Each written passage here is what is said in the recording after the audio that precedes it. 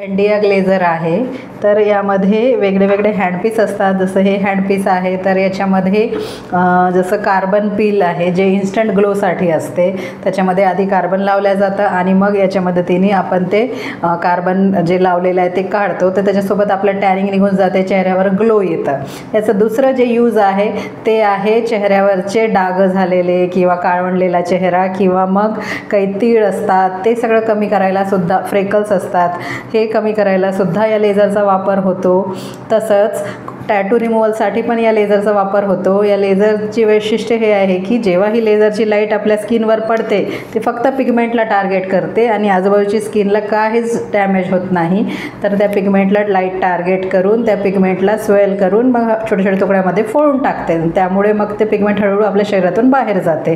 तर असं 2-4 सेटिंग्समध्ये ते कमी होत जाते, जे काही टॅटू असेल किंवा तीळ असतील। तर असं हे विदाऊट साईड इफेक्ट, पेनलेस आणि खूप चांगली ट्रीटमेंट आहे।